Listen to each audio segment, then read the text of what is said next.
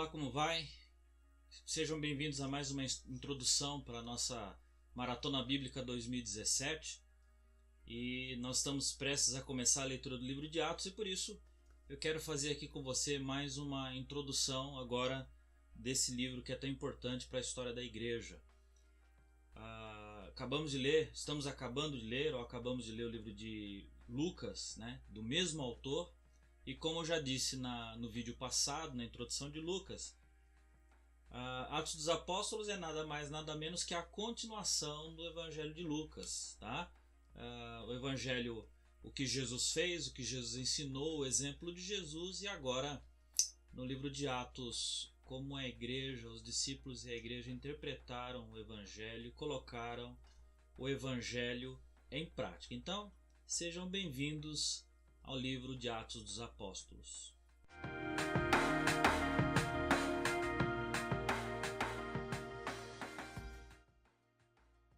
Bom, a exemplo do próprio Evangelho de Lucas, Atos dos Apóstolos também tem como propósito mostrar que a salvação, o Evangelho e a salvação está acessível a todas as pessoas, de todas as etnias, de todas as classes sociais. O Evangelho é para todas as pessoas. É claro que nem todo mundo vai responder, assim como é nos dias de hoje, também na narrativa de Atos dos Apóstolos, nem todas as pessoas vão receber e responder da maneira adequada a mensagem do Evangelho. Muitas oposições vão surgir à mensagem do Evangelho. E isso também, essa narrativa é também um dos pontos fortes do livro de Atos dos Apóstolos.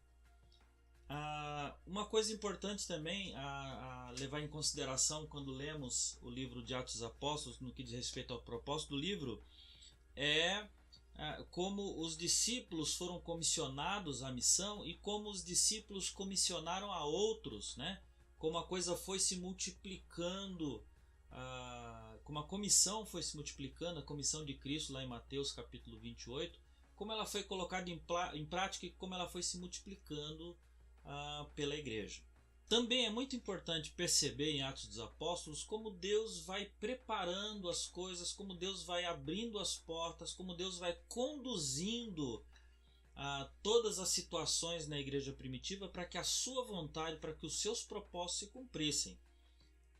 Preste atenção que em Atos dos Apóstolos as coisas não acontecem por acaso, não é obra do acaso, não são consequências aleatórias, não são fatalidades, mas se você perceber, Deus está conduzindo o seu povo na sua direção, como por exemplo o fato da perseguição vir sobre os crentes em Jerusalém.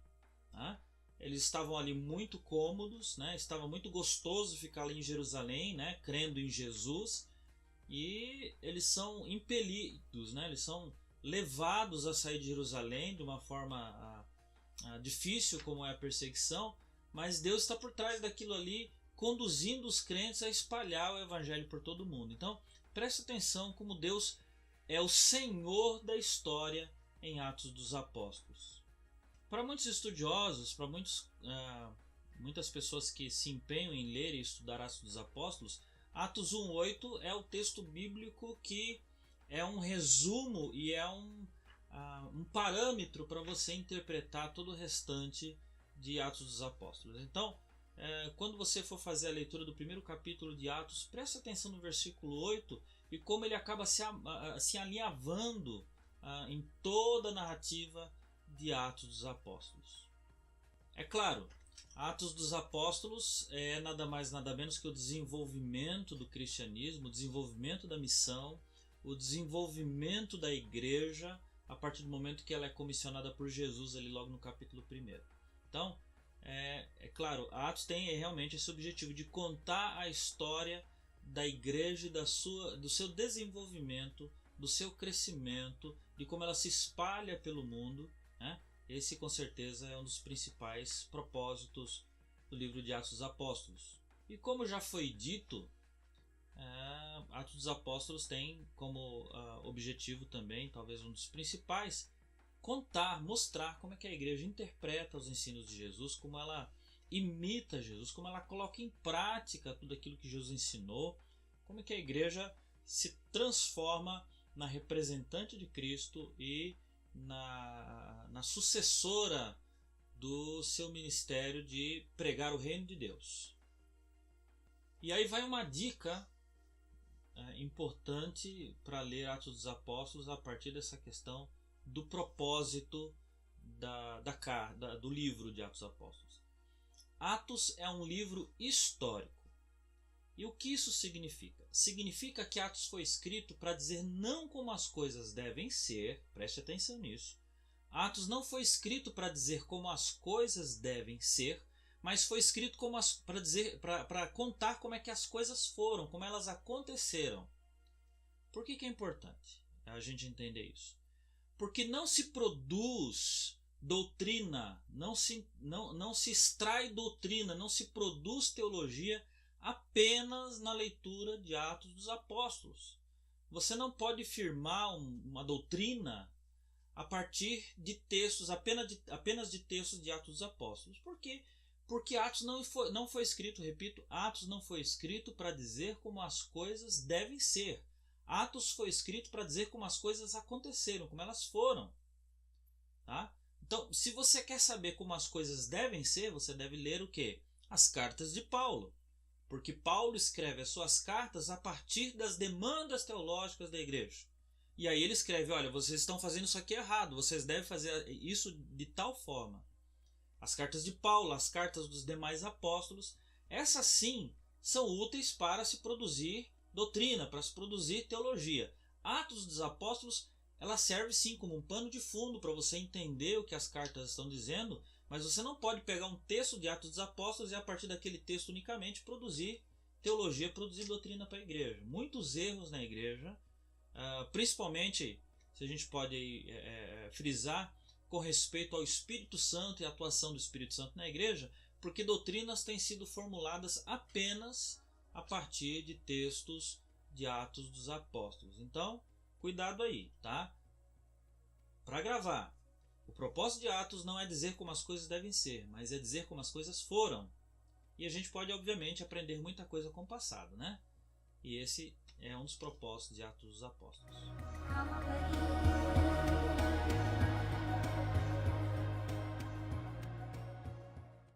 Bom, como eu tenho dito em muitos fóruns, Atos dos Apóstolos, na verdade, deveria ter sido chamado de Atos do Espírito Santo. É claro que isso não foi eu que inventei essa frase é repetida em muitos fóruns por aí. Deveria realmente se chamar de Atos do Espírito Santo, porque realmente quem age em Atos dos Apóstolos é o Espírito Santo, através da igreja, obviamente, mas a ação ali não é a humana, é a ação do Espírito Santo. De diversas formas o Espírito Santo está agindo ali em Atos dos Apóstolos. A gente pode citar, por exemplo, através de anjos, através de visões, através de profecias, da orquestração de acontecimentos, utilizando as escrituras, por exemplo, né?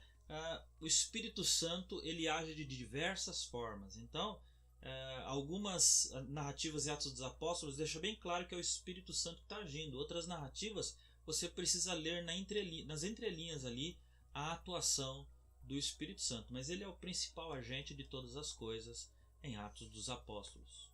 Por que é importante dizer isso? Porque isso enfatiza que quem está à frente da missão é Deus. Tá? A igreja vem atrás, a reboque. A igreja vem seguindo. Né? A missão não é a missão da igreja, a missão é a missão de Deus. Aliás, isso vem desde Gênesis, a missão é de Deus. E a igreja ela vem participar, ela vem ser a ferramenta de Deus para a realização da sua missão. Então, o destaque em Atos não é a igreja em si, mas como a igreja é usada por Deus para que a missão de Deus, a sua missão, se cumpra. E se o Espírito Santo é quem manda, né? Como diz o ditado, manda quem pode, obedece quem tem juízo. Tá? Então, preste atenção nesse destaque aí em Atos dos Apóstolos. O Espírito Santo é quem governa a igreja. A igreja não é governada por pessoas, por apóstolos, por liderança de qualquer forma. A igreja em Atos dos Apóstolos ela é governada pelo Espírito Santo. É Ele quem manda em tudo, tá? E isso sim é algo, por exemplo, que podemos aprender com a história em Atos dos Apóstolos, né? A gente vê o que aconteceu na igreja primitiva e a gente olha para aquilo e vê, olha, a gente pode imitar isso de Atos dos Apóstolos. Então nós vemos aí a utilidade da história para nos ajudar com o passado, né? A nos ajudar a agir no presente.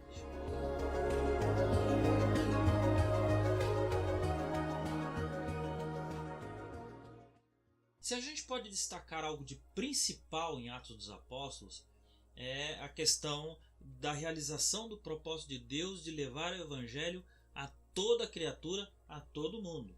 Atos está mostrando uma igreja que está em Jerusalém, mas que é impelida, empurrada, é literalmente enxotada pelo Espírito Santo a se espalhar por todo mundo, porque todas as pessoas precisam ouvir o Evangelho, todas as raças, de todas as línguas, de todas as classes sociais, não importa. O Evangelho é para todos. Tá? Nós temos o componente do judaísmo em Atos dos Apóstolos, né? Se opondo à igreja, principalmente, entre outros fatores, por causa desse caráter universal da igreja.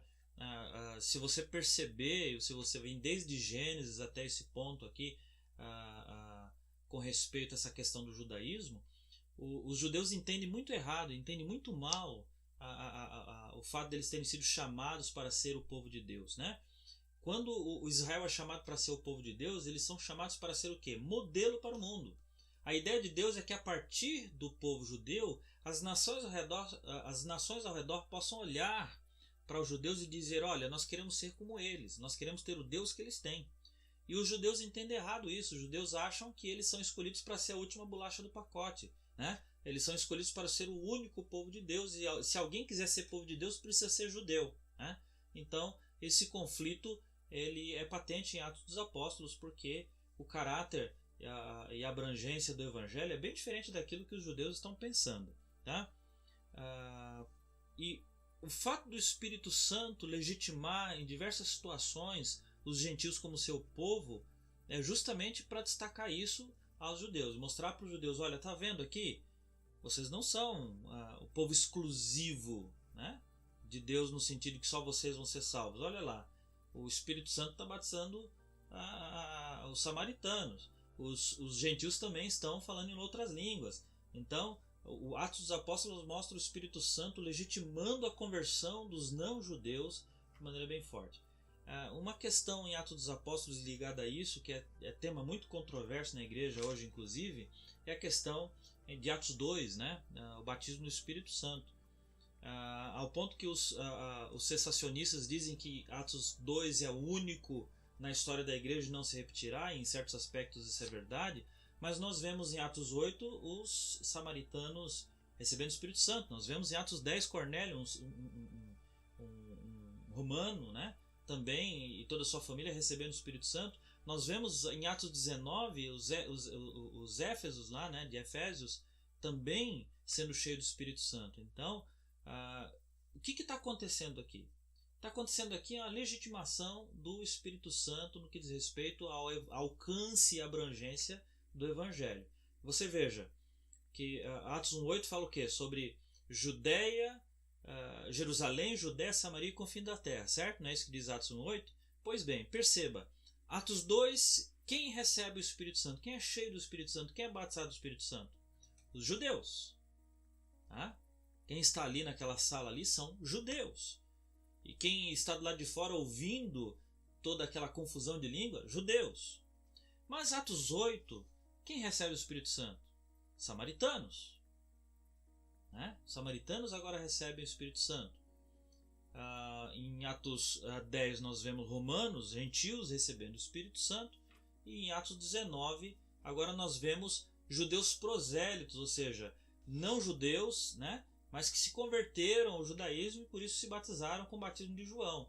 Então nós vemos que o Espírito Santo está dizendo, olha, eu batizo judeus, mas também batizo samaritanos, mas também batizo gentios e também batizo prosélitos. O Evangelho é para todos, né? Então a chegada do Espírito Santo em Atos dos Apóstolos não acontece numa parcela só, não acontece só em Atos dos Apóstolos, capítulo 2.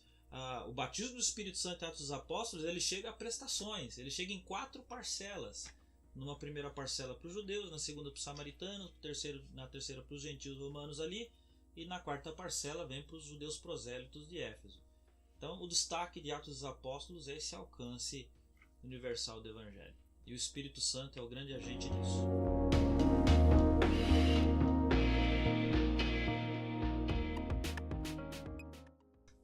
Finalmente, um aspecto muito importante de Atos dos Apóstolos é a questão do discipulado. Tá?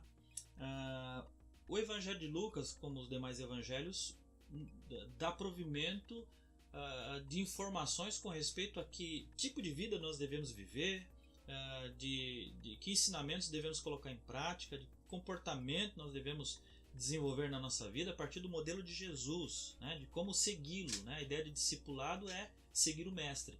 E Atos dos Apóstolos está aqui nos mostrando como é que os apóstolos e os seus discípulos e toda a igreja colocou essa questão do discipulado em prática, do seguir a Jesus em prática. De que formas? Né? De que maneiras? Através da koinonia, né? Através da comunhão, de ter todas as coisas ali em comum, de comerem juntos, de estarem juntos o tempo inteiro, de fazer as coisas juntos. Isso é muito importante.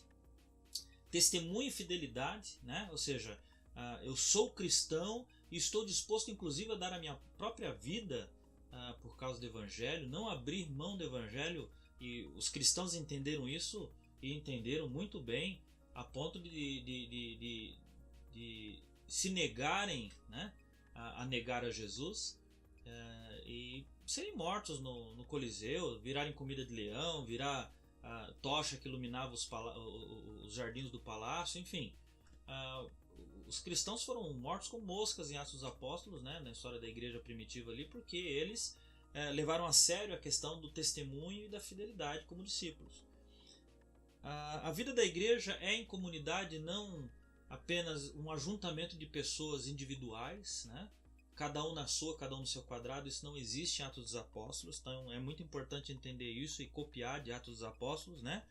A vida de todo mundo na igreja era dar conta de todo mundo, não tem esse negócio de que eu faço parte dessa comunidade, mas não se metam na minha vida. Não. Atos dos Apóstolos deixa bem claro que a vida da igreja é uma vida comunitária. E também, por que não dizer, que a vida da igreja não está livre de conflitos, não está livre de tensões e conflitos. A gente vê logo no comecinho da narrativa de Atos, por exemplo, a questão das viúvas judias de origem grega e das viúvas judias de origem judaica. Então as viúvas que eram de Jerusalém ali, as viúvas que eram judias, né, 100% judias, a gente pode dizer isso, estavam recebendo ajuda, e as outras viúvas que não eram, né, que eram de origem, eram judias, mas que eram de origem grega e de outras origens, elas estavam sendo preteridas na igreja. Então aí entra os discípulos, os apóstolos, dizendo, olha, vamos eleger aí 7 pessoas aí, né, que sejam hábeis para cuidar dessa situação, porque a nossa área não é essa, a nossa área é a palavra, é a oração.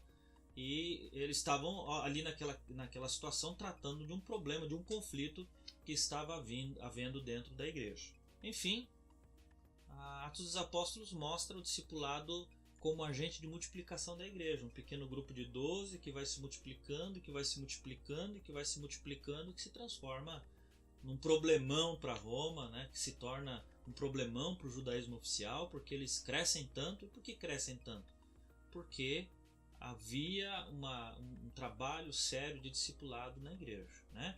Pessoas levaram a sério, entenderam o que Jesus disse lá em Mateus capítulo 28, de ir por todo mundo, pregar o evangelho para toda criatura, ensinando e batizando em nome do Pai, do Filho e do Espírito Santo. Então, o processo de multiplicação da igreja não era através de eventos, né? Eles não faziam grandes eventos, enchiam estádios com cantores famosos para poder pregar o evangelho. Era trabalhinho de formiguinha, um a um ali, um conversando com um evangelizando um, discipulando um, e a igreja ia se multiplicando, e Atos dos Apóstolos deixa isso bem claro.